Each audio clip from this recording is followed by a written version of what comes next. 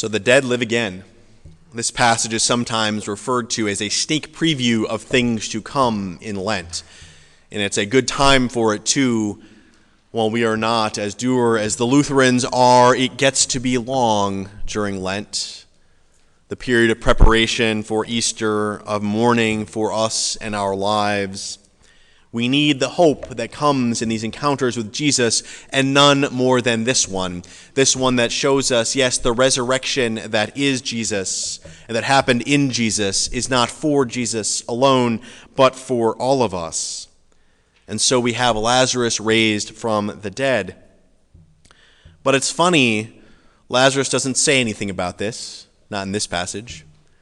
And Jesus hardly speaks to Lazarus at all. He only says one sentence, "Come out." But what we do have here is people who are waiting for the resurrection, is people who are mourning, is people who are preparing, there's people who are getting ready for a death and trying to find all the ways they can to avert it.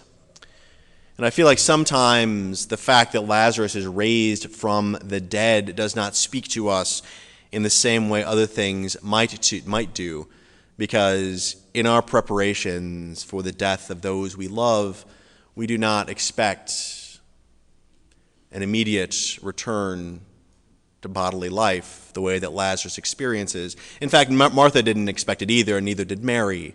We are like them. We have another expectation of what eternal life means. We may not fully understand what that expectation is, but we do not expect to see our friends and family walking again in the same way.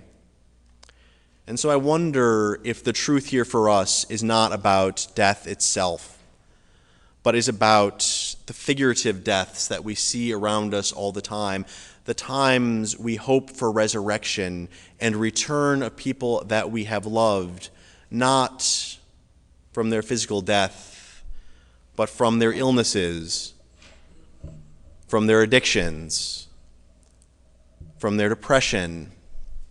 These things that afflict people, these things that cause us to not recognize the friends and family we once knew.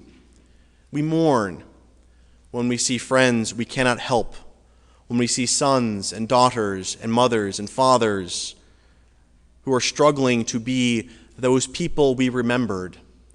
In some way, we recognize that the moment we had was gone, and we are left with a hope that it can come again. We see in people a spiral down sometimes. We see in people habits we don't like, suffering we can't imagine, illness we only wish we could cure.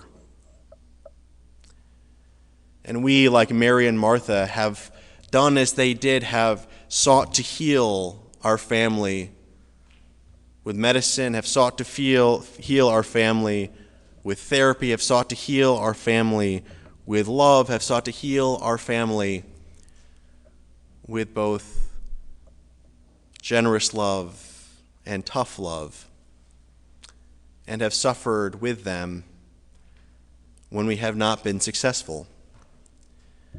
Mary and Martha are there seeing Lazarus in his illness, and they have reached out to the person they have the most faith in the world, Jesus Christ, who has assured them through messengers that Lazarus will not die from this illness.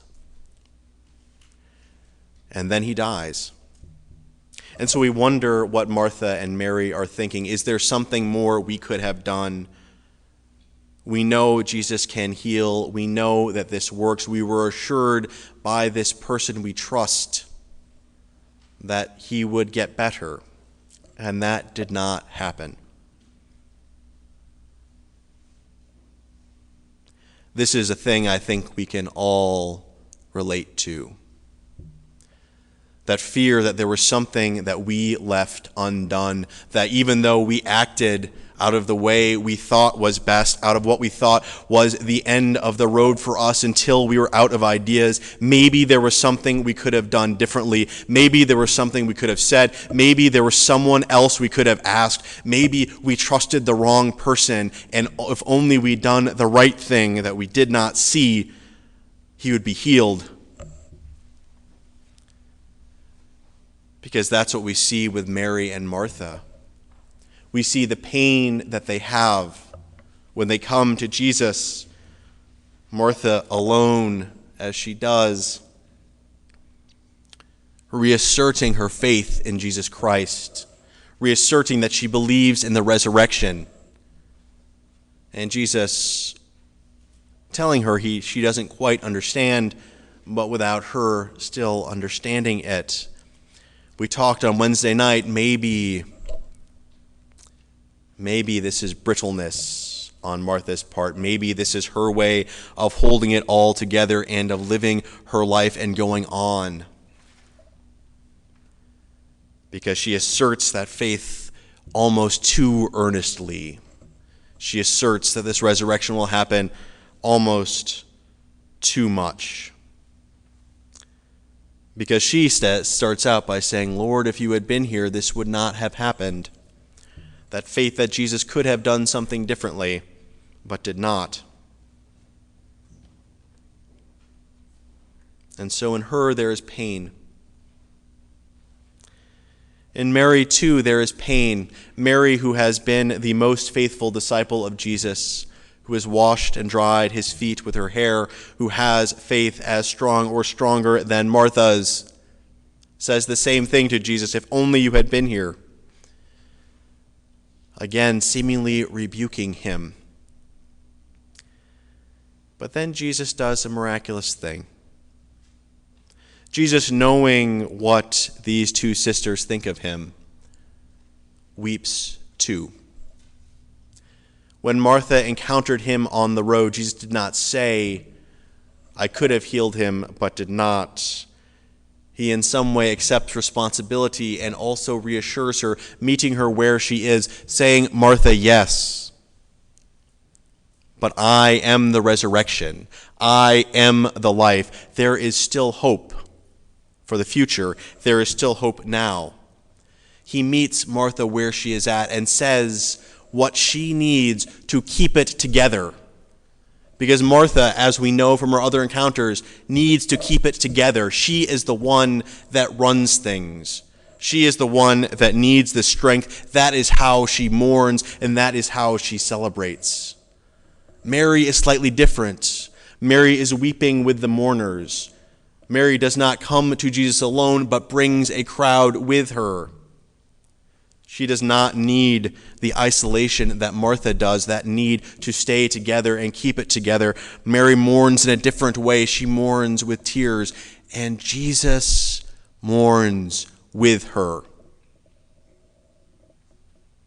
Jesus feels her pain, and Jesus shares her pain and meets her where she is with sorrow and mourning. This is the God we worship.